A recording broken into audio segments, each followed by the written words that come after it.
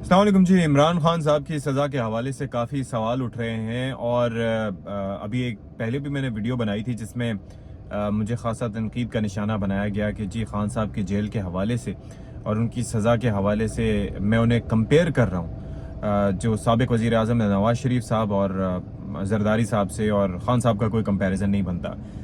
भाई मेरा मकसद कंपैरिजन का नहीं था। मेरा मकसद ये है कि एक मोनोटनस हमें नज़र आ रही है। हमारे सियासी लॉट जो है वो एक दूसरे के ख़िलाफ़ हमेशा से इंतकामी कार्रवाइयाँ करते नज़र आते हैं। अच्छा, अब ज़रा बात हो जाए उस पर यह कहा गया कि जी खान साहब ने तो नहीं कहा, वो तो डी क्लास में भी रहने को तैयार हैं, लेकिन उनके वकील चाहते हैं। अब जाहिर है कि वकील खान साहब की मर्ज़ी के बगैर तो कभी भी अप्लाई नहीं कर सकते। खान साहब चाहें तो इनकार कर सकते हैं इस मुतालिक।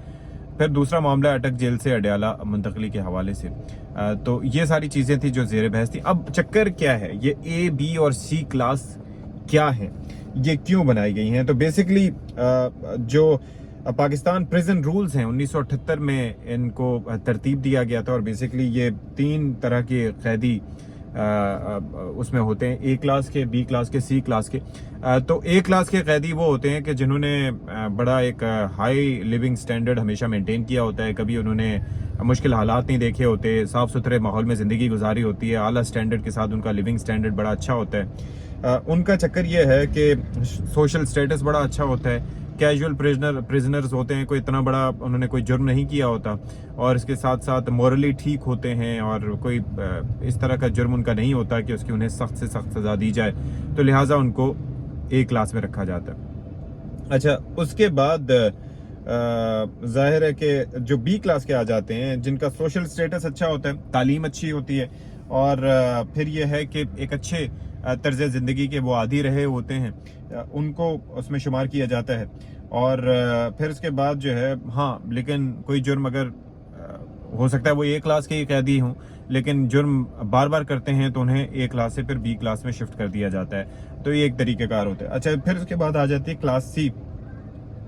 उसके बारे में कहा जाता है कि वो लोग जो ए और बी क्लास में नहीं रह सकते तो उनको सी क्लास में रखा जाता है। अब बेसिकली चक्कर ये है कि एक शख्स जो कि साबिक़ वज़ीर आज़म हो, मेंबर ऑफ पार्लियामेंट भी रहा हो, और एक सियासी जमात का चेयरमैन भी हो, पाकिस्तान का बड़ा मकबूल व मारूफ क्रिकेटर भी हो, वो क्रिकेटर जिसने वर्ल्ड कप भी जिताया हो, तो एक सवाल जहन में बनता है कि भाई उनको कौन सी क्लास देनी चाहिए।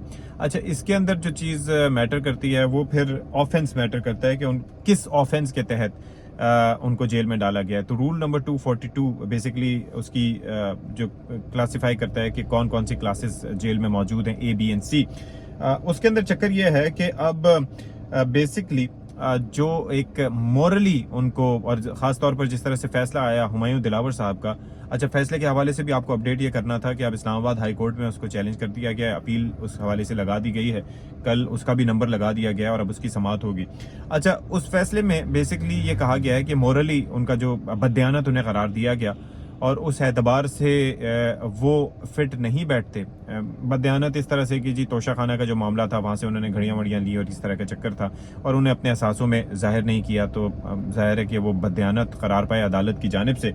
तो अब यह है कि उस बिना पर उन्हें जेल में ए क्लास नहीं दी जा रही, अब उन्हें दे दी जाएगी बी क्लास। तो ये सारा वो मुद्दा है।